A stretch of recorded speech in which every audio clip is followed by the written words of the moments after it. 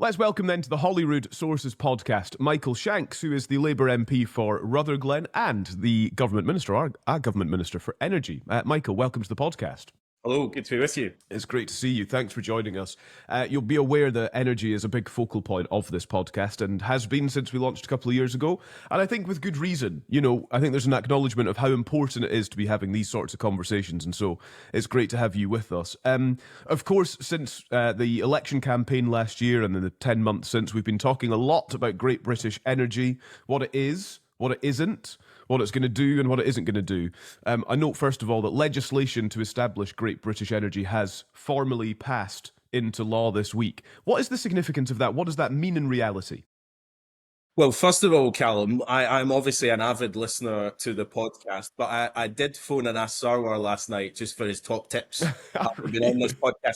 And the one thing he told me to get into this podcast is that Jeff Aberdeen apparently still owes us a direct debit to join the Labour Party because Great British Energy is headquartered right now. It just keeps coming back. It just keeps coming back. Actually, it's a good point. I will sell my soul for the city. I've said that many times. So I look out for that application coming through. It hasn't yet, but I keep a close eye on these things. I tell you, if you could sort Royal Mail out, that's the problem, because I sent it many months ago. Yeah.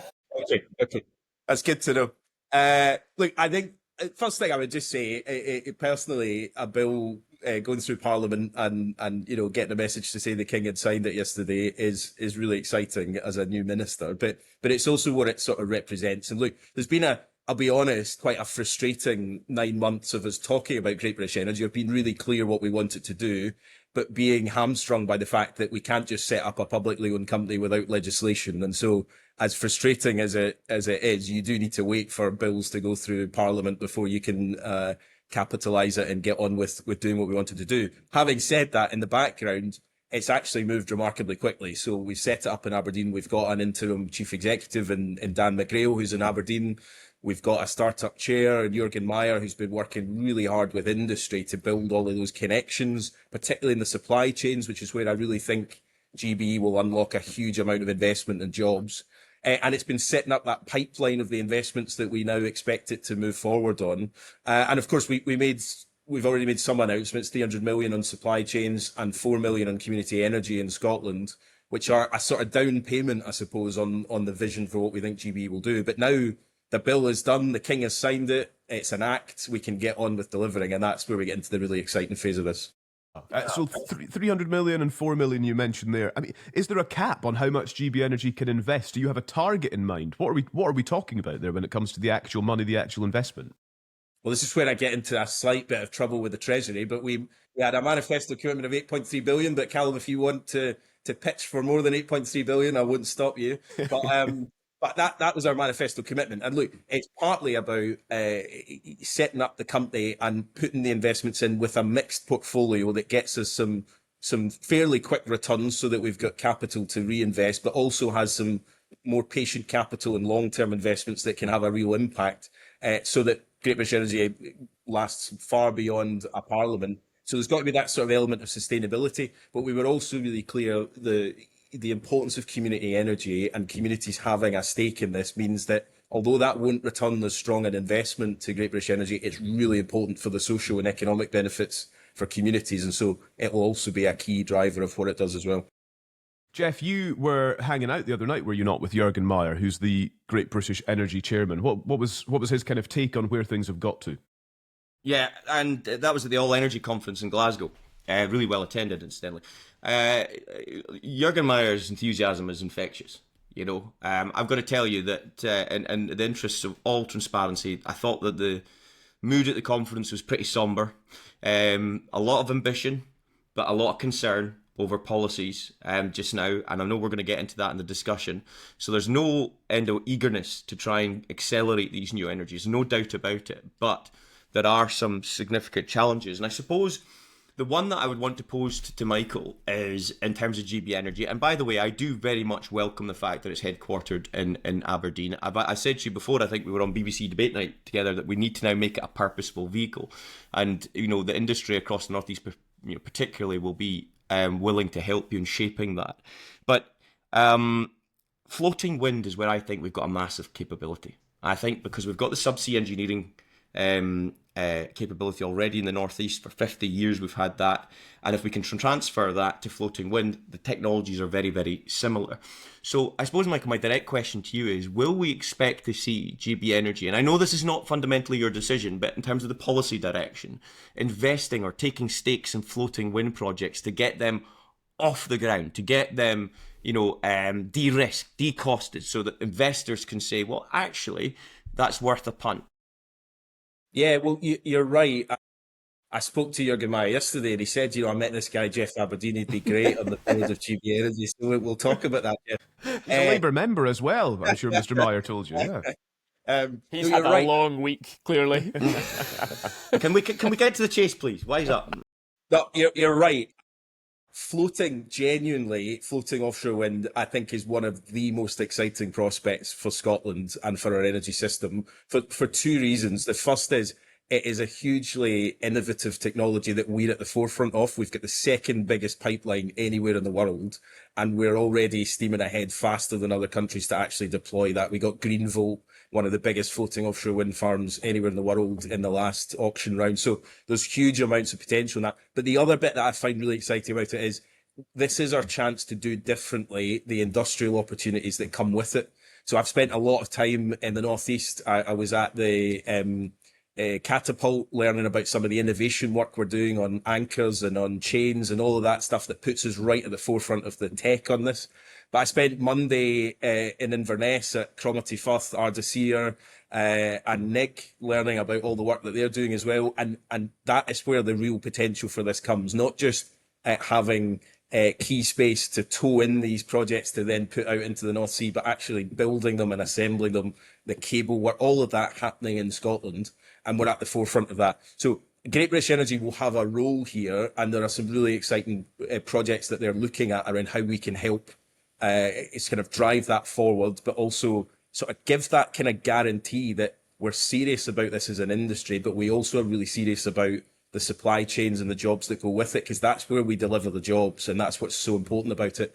And then the other side of it, I think, is, look, we've set out in the Clean Power mission that we want to go to the absolute outside edge of ambition and what's deliverable, and offshore wind and floating offshore wind, that the pathways that we've put in it show that we need significant amounts of that to reach our clean power targets. And a lot of that is, as great as Greenvolt is to get across, and it is a fantastic project, it was a bit of a jump from not having any floating offshore wind to having one of the biggest ones. And these test and demonstrate projects that are in the middle that help us really unlock the supply chains and all of that stuff are critical, and those are the projects we want to get over the line. And just on a sort of political point in some of this, what has been really good as well is that the relationship with the Scottish Government on how we unlock some of this has been really at the heart of what I've been trying to do as a minister. And, John Swinney invited me to the offshore wind conference that he hosted in Edinburgh.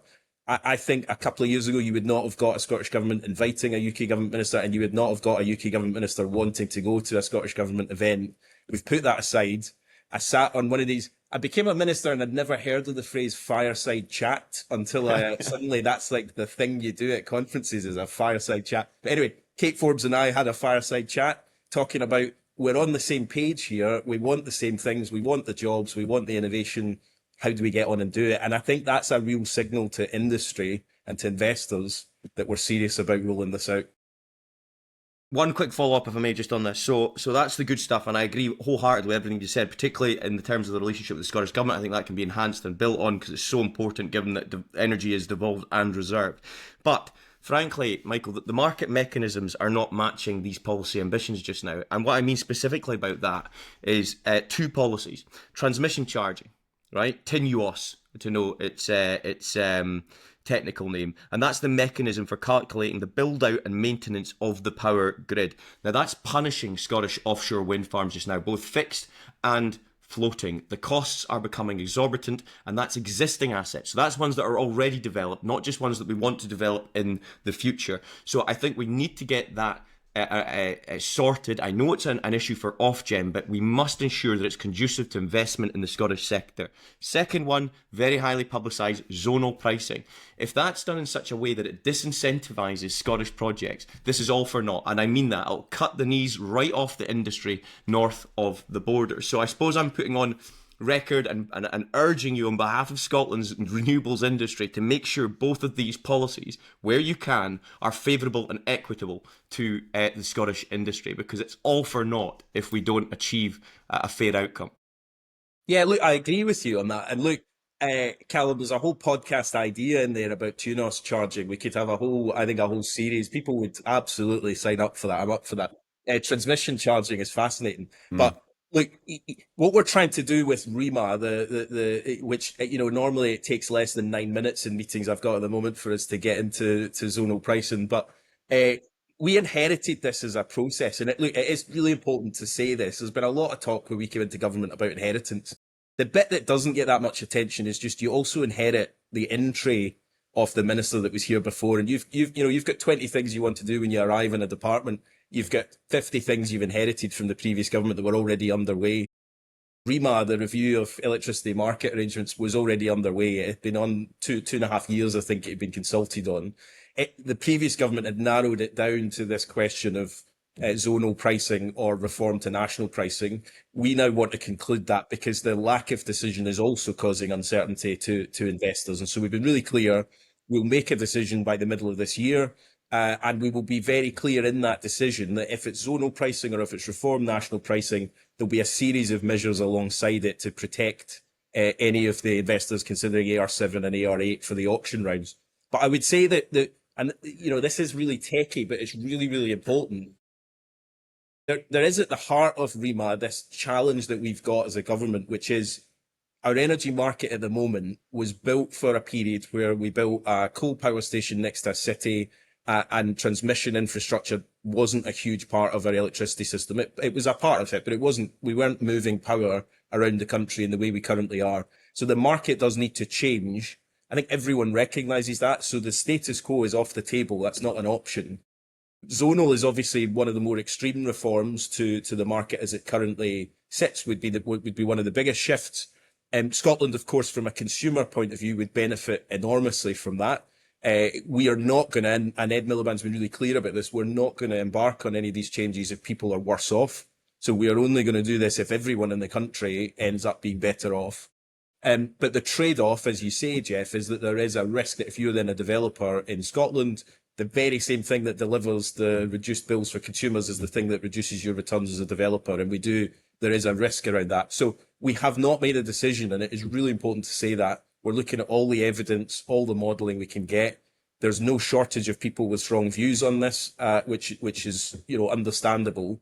But the other thing I would just sort of reflect on is it's one of those rare things in politics where we came into government with no view on this, and there is no ideology or party politics behind it. And I think that's why the SNP doesn't have a position on this either. And Scotland is really at the key to this debate from the consumer side and the investment side. I'm not quite sure what the SNP's position is on it now.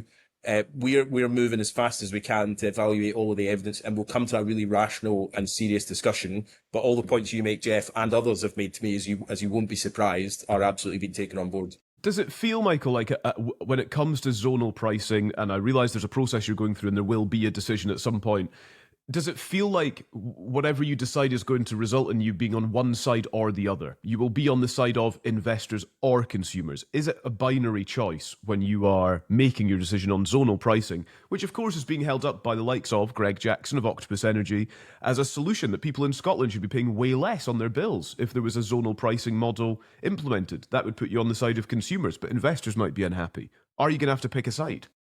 I don't think it is. Look, I think the danger at the moment is it's become one of the most polarised debates certainly in energy policy I think we've ever seen, with some really strong players on both sides. Actually, underneath that, and I've spent quite a lot of time over the last few weeks trying to meet the middle ground of people who sort of see the arguments on both sides, but understand the challenges on both sides, because I think it's really important to hear from them. Ultimately, we do have to remember that if a decision increases the cost of capital for developers, that cost is passed on to bill payers who pay for the subsidy in the auction rounds as well. So it's not an either or.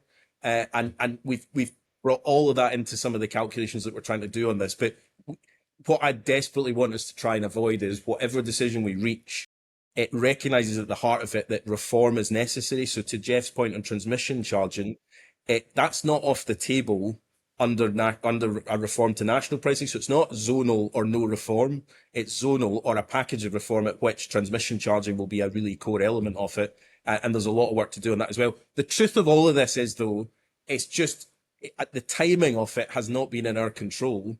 And we would not have been embarking on one of the most ambitious government policies to deliver a clean power system by 2030 at the same time as huge reforms to the electricity market. As I say, you have to deal with the cards that you've been dealt when you come into this job, and that they were already well down the tracks, and we now need to just conclude it, and that's what we're doing.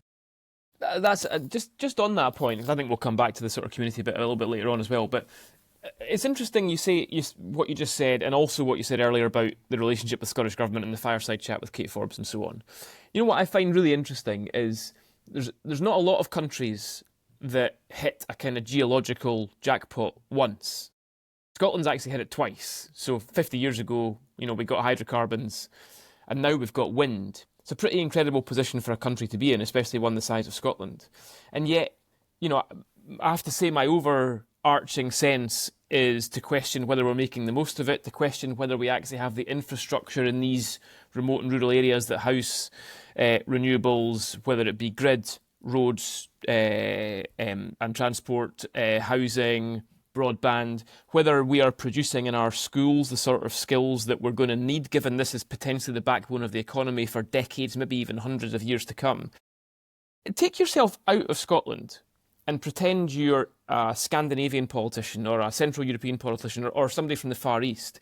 Do you think you would, and this is not a criticism of you or Labour because you've only just been in the door, do you think you would look at Scotland and its renewables journey over the last 10 or 15 years and say, wow, they're really ahead of the game?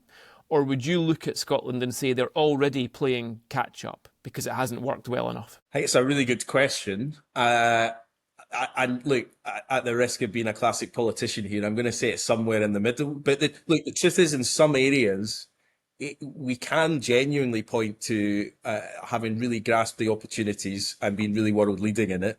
But in other ways, we've absolutely missed some of the huge opportunities, particularly in jobs and skills that come with how we actually build this stuff. And look, supply chains is about to become one of the critical issues, or it already is the critical issue in how the world delivers the energy system of the future. I was in the Baltic states a couple of weeks back on energy security. They're obviously at the very forefront of this question of energy security.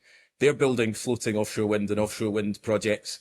We're in a race against certainly all of Europe, but actually China is one of the most rapidly deploying countries in renewables anywhere in the world.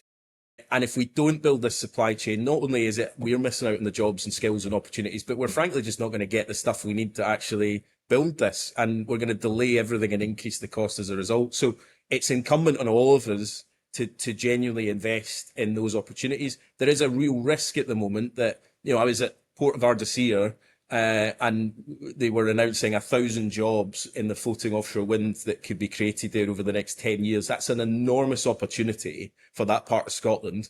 But the real question is, are we actually going to have the people ready to take up those jobs?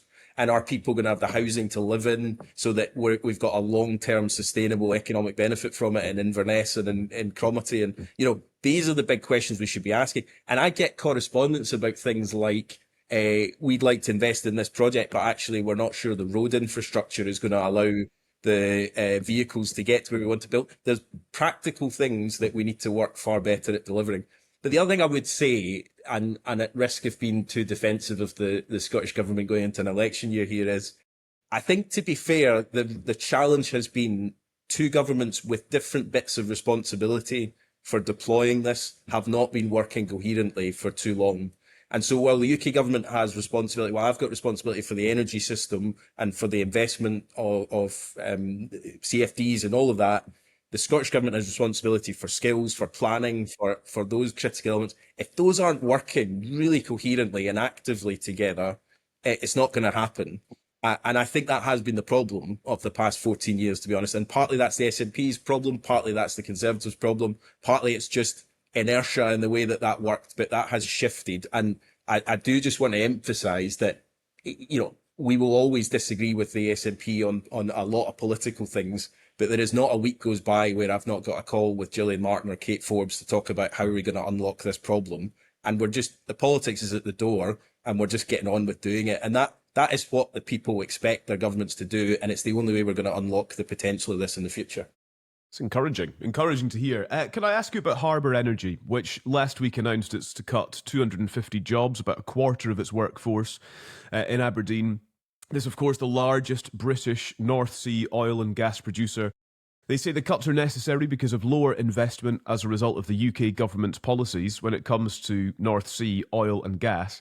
They have urged the UK government, they've urged you to reform the windfall tax, in fact, to end the windfall tax sooner. Their argument is there's been no windfall for 3 years and they're still being charged 78%, one of the highest tax rates in the world. Do you take that on board? You posted that you would deliver a serious plan to secure jobs and investment in the future. You'd do everything possible to support these people, the workers affected. So will you now end the windfall tax earlier than you had been anticipating you would be able to do so? Well, I've already sailed close to the wind with the Treasury in this podcast already, so I'm unfortunately not going to announce tax policy on Holyrood Sources. I'm sorry, but look, obviously it's a very serious point, and I do take it really seriously. And I think it is just I've tried to be in Aberdeen every single month I've been in this job because it is really important to me, and I think like it is personal to everybody in the sense that we all know someone in Scotland who works in the oil and gas industry. I've got family and friends who work offshore, and so it is important, and I recognise that.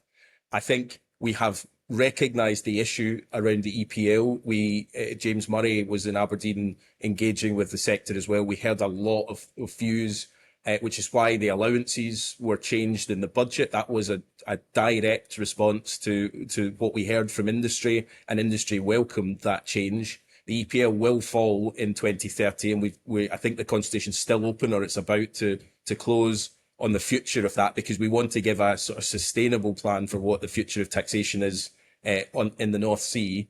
But understandably, I hope you will say I'm not going to comment on wider tax policy in the short term. I do think there's a wider sort of point about this, and it's why I said to the Harbour Energy announcement, we're going to get a plan in place, because look, any job losses in any part of the economy are devastating for those people, for their families, for the community they come from. And, I always recognise those on a really personal level, the impact that those have. But there is a need for us to sort of recognise this isn't something that just suddenly started happening in July last year with the election of a Labour government. A third of the oil and gas workforce have lost their jobs in the past 10 years, more than 70,000 people. The North Sea has been in transition for a long time, and governments have failed to grasp the fact that that means you have to plan for the future. And it's not doing down the oil and gas industry to say the North Sea is in transition, and if we don't seriously plan what we're going to do next, more of these jobs are going to be lost without the jobs coming up to replace them. And Jeff and I had this conversation when we were in Aberdeen on that other programme that we don't talk about that's got far less viewers than this. It probably does, actually. To Quite be fair, right, but, too. You're good at towing the party line, Michael. I'll give you I'm that. invited back on that ever again. But we talked about this in the context of, look, this is about trying to get the decline in jobs in one industry to match the pace of the incline in jobs and what comes next, and to make sure that those jobs are able to transfer across. The passporting we've done so that people's skills can be transferred is important, but it's not the only part of it, because if there's no jobs to go into, it doesn't really matter if you've got a passport or not, or for the skills that you've got. There is a challenge for us to do that, and I'm the first to recognise that we've not got that right now, and it's just important to say that. But I think in saying that, it is then about being honest about we are serious about building that plan and building momentum behind it. And that's why the consultation we launched, which was really about the future of licensing, but we wanted it to be far bigger than that, because it's not just one question about licensing. It's about how do we manage the opportunities in the North Sea in the long term, in CCUS, in hydrogen, in decommissioning, which is a huge industry in itself, so that we have a genuine future for the North Sea beyond oil and gas. And I just think it's important to say all job losses are devastating. I take them really seriously. But that's not to say the government isn't taking seriously what comes next as well. You spoke very well there, Michael, and they are devastating. And let me tell you, it's not just the 250 at Harbour Energy, it's the 300 others at the two subsea engineering firms who were preparing for renewables, who are not making any profits because, as we've just discussed, for reasons that we know, projects and renewables are being moved to the right just now. So we ain't getting the transition right, as you've rightly acknowledged, and we need to get it right. But I think it's really important to set a bit of context here so everyone understands this. The Climate Change Committee, heralded by both Labour and Tories as the leading authority, highlights that the UK needs up to 15 billion barrels of oil and gas up until 2050. Now, our oil and gas could make half of that, around about 8 billion barrels, right? We're only doing 4 billion just now. If we could get to 8 billion, that would be 150 billion pounds worth of private sector money to the economy. So tax returns for you, Michael. We're heavily subsidising offshore wind. I support that, incidentally, but we need private sector growth. And when we talk about a North Sea transition, and we talk about declining basin, we shouldn't be accelerating that decline. And we are accelerating that decline just now with our policies. Two examples. Rosebank, very well known, £6 billion worth of expenditure in the UK supply chain. Not many industries can offer that very quickly. Jackdaw will be 6% of UK oil and gas demand, with another 1,000 jobs. Not many industries are creating that off the bat very quickly. I just think we're getting this so wrong. And I want to read out to you the contrast with other energy producing nations, not too far from here. Norway's energy minister, Terje, I'm sorry if I've got his name, Asland, recently said, "We will support the industry, not dismantle it. The world will still need oil and gas in the transition to net zero, produced with the lowest emissions possible." And that's what we're doing in Norway. Why is it okay for Norway, but not for the UK? Well, I don't agree with some of the characterisation of that, because we are not saying there will be no new oil and gas in the North Sea. We're saying the licensing position is not the whole picture on the future of oil and gas. We've said in our manifesto we no new licenses to explore new fields. We've consulted on exactly what that might mean and whether there are opportunities for what that definition will look like in terms of existing fields and potential other projects around them. But we've also said that we'll manage existing fields for their lifetime, and fields that already have a license will go through the consenting process. So I'm obviously not going to comment on Jackdaw and Rosebank, but for obvious reasons. We would expect applications for those, which my department will be responsible for assessing. So I'm not going to comment on those applications. But the fact that they are able to apply for a consent demonstrates that that option still exists. And so we're not closing off that option. But what I would say is, on the Norwegian point, I actually do agree with this, that and I was at BP for the 60th anniversary of the first license being issued just before Christmas. And we made this point around, there is a real opportunity here for the next chapter of oil and gas to be the cleanest it's ever had, and the electrification work that is already going on through the INTOG round, but also just other work that platforms are doing, does demonstrate that there's real opportunity here for us to clean up the oil and gas that we're extracting from the North Sea, and it will continue to play a really critical role for decades to come. But we have to manage the future of the basin, and the evidence that we've seen, and it's in the consultation in great detail, the evidence that the NSTA's got, the evidence from geologists, from academics, is that actually changing our licensing position would make such a marginal difference to the overall extraction from the North Sea that it stops us from being able to manage the wider picture of how we utilise the North Sea. The licensing, in our view and in experts' view, is not the big issue here. Now, we need to resolve consenting following the Supreme Court's judgment on Finch. We consulted on that as quickly as we possibly could to get it done. We'll have a response on that out as soon as possible so that there's certainty around how the consenting process works with the Scope 3 emissions. But the wider future of the North Sea, I think, is not about licensing itself. It's about how do we really grasp the opportunities around carbon capture and storage and all of those opportunities, and recognise that the lifespan of the oil and gas fields we've got at the moment will continue to generate for us for a long time to come. But yeah, sure. Listen, a very good answer, Mike. Honestly, I just genuinely appreciate your candour on this, because I've always enjoyed a good discussion with you.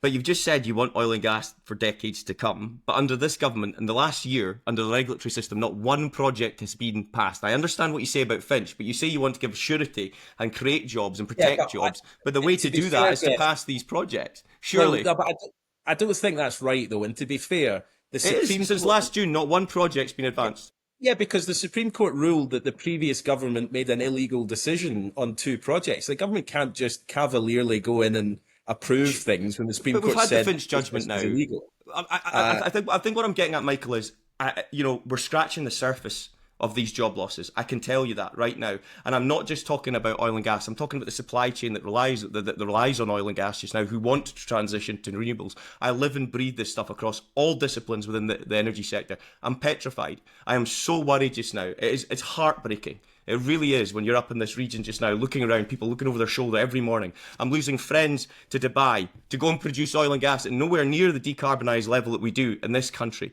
And we're not moving fast enough. And I would urge you, please, to do what you can to protect this transition. We all want to get to a renewables future, but you can't cut off the supply chain that you need and the oil and gas sector that you say that we need too quickly and prematurely. That would be disastrous. Genuinely, Jeff, look, you're absolutely right about it, and your passion on it is exactly what I get. I mean, when I'm in Aberdeen, I'm really keen to... I never just sit in a boardroom with chief executives. I'm always trying to get out and see all the bits of the supply chain, the various support companies, the training companies, all of that stuff, because I want to get this real sense.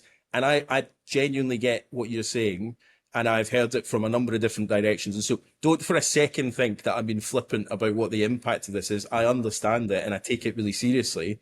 What I am saying is, if I believed that changing our licensing position would in some way completely transform that transition that's already underway, I'd be the first to say it, but I don't believe it, and the evidence doesn't point to that either. Now, that doesn't make what we're trying to do any easier, and I just want to be really honest about this, that this is a plan we should have had 10 years ago that was credibly saying 5 years from now we want to have done this, 10 years from now we want to have done this, so that right now those jobs have ramped up faster than they have. That hasn't happened. Now, I can spend all my time regretting what the previous government didn't do, or I can move as fast as I can to put a plan in place and really drive some momentum behind it. And that's what I'm determined to do. Now, I know that's of very little comfort to people that are losing their jobs. Don't think for a second I think me saying there's going to be a plan is somehow a help to this. But I think it is the right thing to do. And I want industry to be part of that. But also, we need to be really serious about... There are opportunities in the North Sea beyond oil and gas, and us absolutely sort of pretending that this transition isn't underway doesn't help us unlock investment in that. And so I think we need to do both at the same time. I know you're not saying that yet. I'm not saying that, but just remember, right now, every year we're spending records amounts on imports, and lots of it's LNG, which is carbon heavy and costly with no job benefit. We've got to try and ameliorate that, and we can do so by half. I would urge you to do it.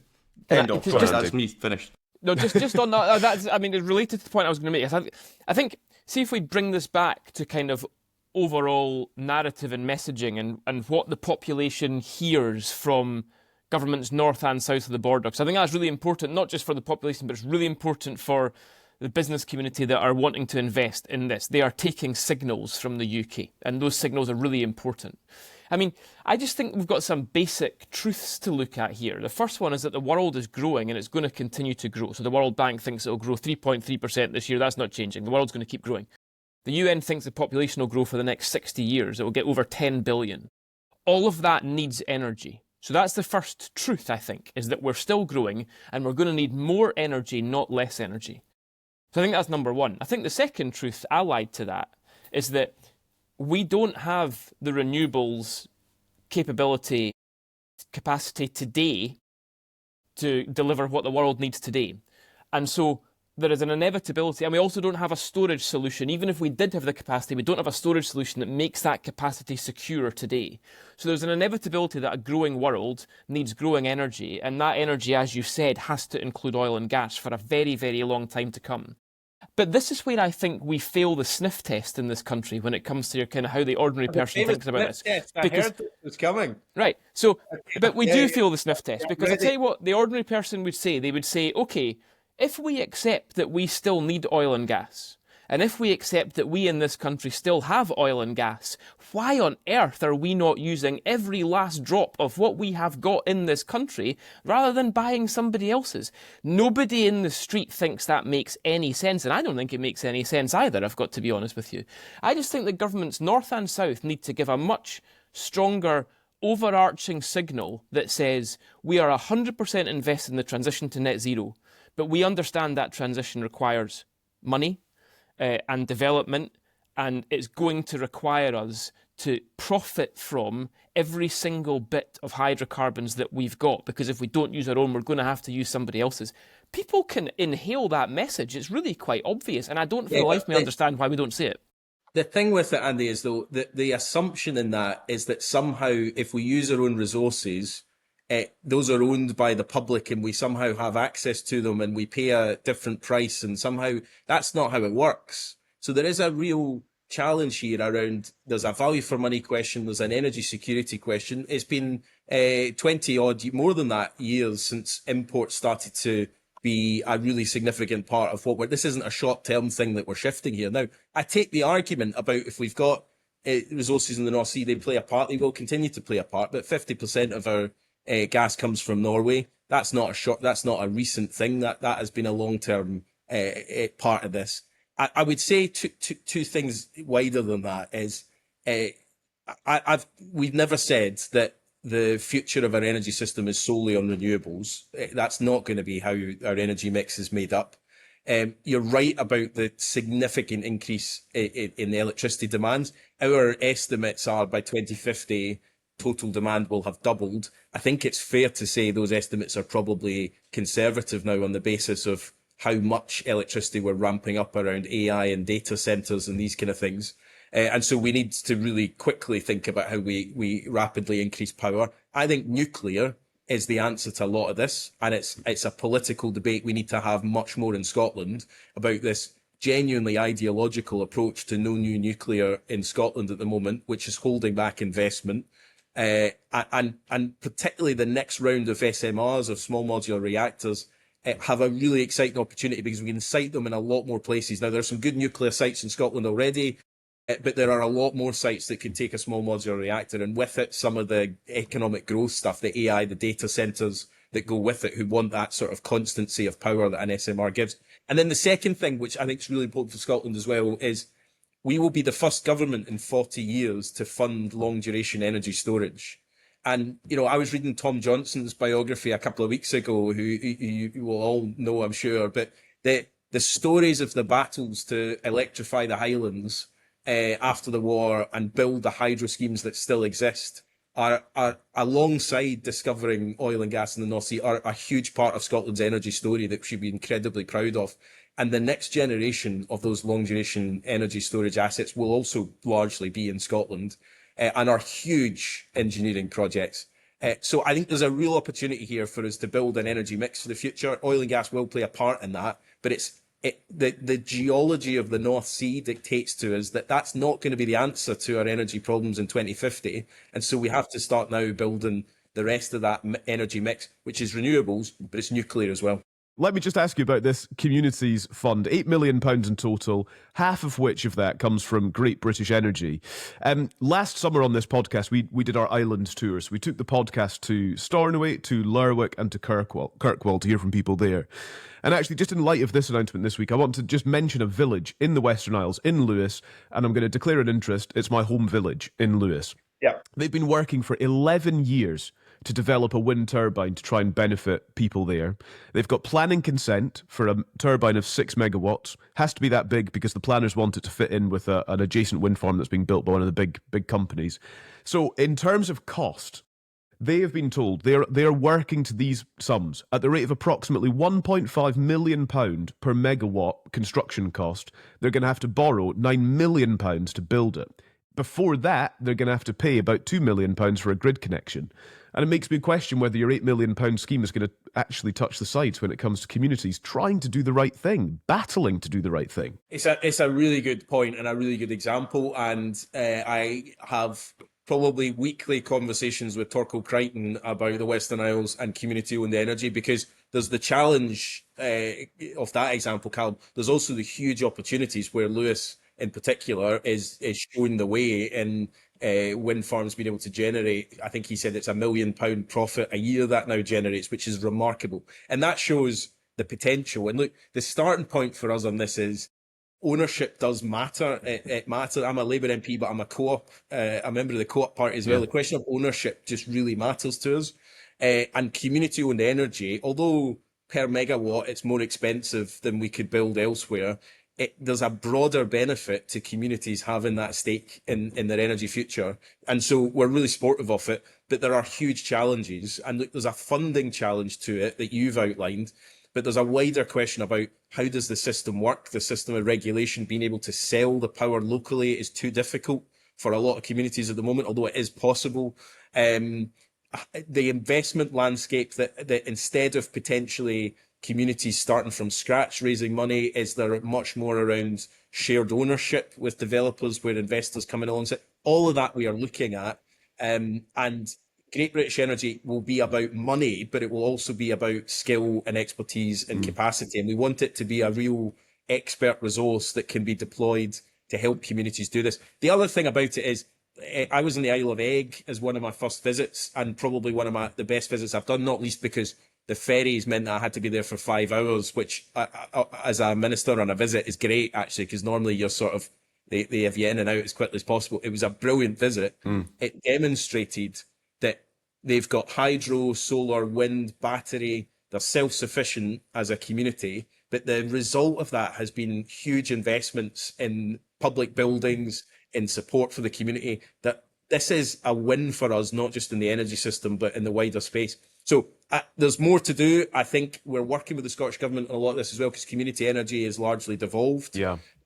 But on the investment side in particular, I think there are really innovative models we could look at that allow some shared investment. The GBE money isn't about saying we're going to fund your wind turbine. It is about saying, can we help be the anchor investor that gets this project off the ground? And that's, but there's examples like that, Callum, all over the country that we need to get far better at doing. Is there not? There is a problem though, Michael, I think, is there not, when it comes to, especially with offshore, I think, when it comes to just community consent.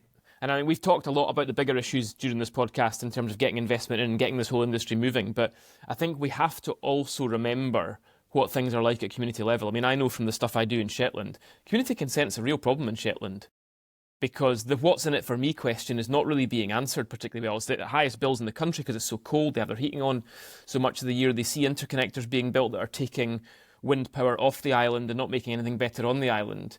I mean, is there a case for looking at, modern community benefit for the 2020s onwards and say, look, this actually is not about AstroTurf and, repairing the community hall shed anymore, right? This is about something else now. It's about much more investment.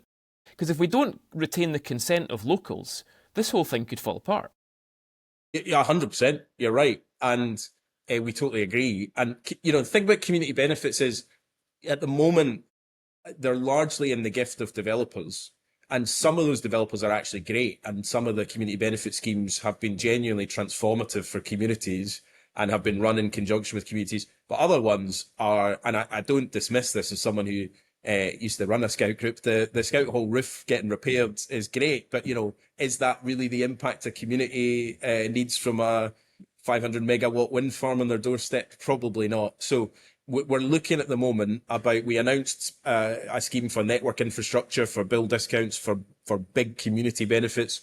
We're looking at the question of community benefits more broadly and whether they should be mandated in a particular way. There's a trade-off with that where we don't want to remove the real flexibility that communities have, but we think there is an opportunity to look at that.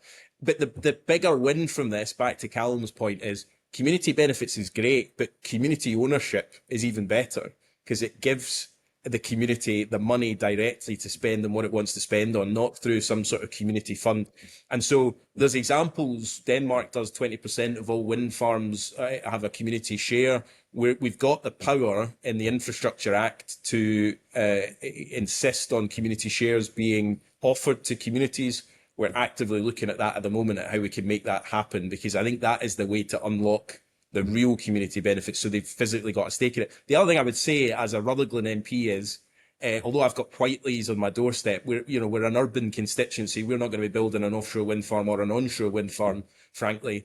But my constituents should also have a share in some of this. And so I think there's a real opportunity for, if you're building an offshore wind farm, mandating or looking at how we offer a share in that to urban communities as well, so that everybody can have a benefit from this. It's the way we deal with community consent, but it's also genuinely how we change ownership in this country.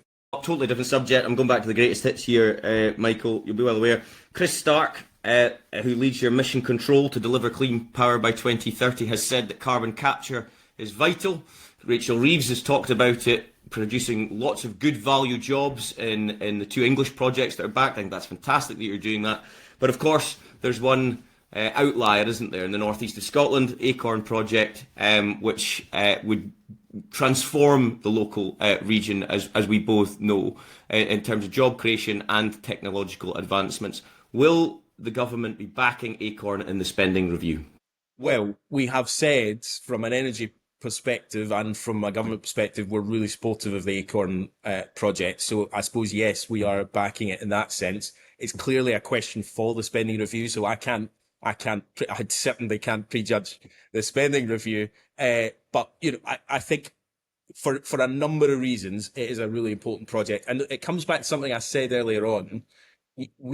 We didn't get to choose the way a lot of these decisions were made when we came into government. The track process that was adopted for these, it probably isn't how we would have done this, but it was already underway. And I think the big problem, I've spent quite a lot of time with the various partners in the Acorn project. The big problem with it was previous government sort of marched them up the hill and down the hill so many times, they didn't really know where they were with this. And that's caused real uncertainty around it. We're determined to move it forward if we can, but it's clearly a significant amount of public money, and we do, rightly, that is for the spending review to consider. So I think all I can say is, Jeff, we see the benefits of it. We think it's an important project, but it is for the Chancellor, quite rightly, to make a decision in the spending review. Michael Shanks, we have learned lots. We have enjoyed our conversation with you. We've tried to make you the Chancellor through several of our questions, and you've not gone for it. But, maybe there'll be a reshuffle at some point, and somebody will see sense. But I hope not.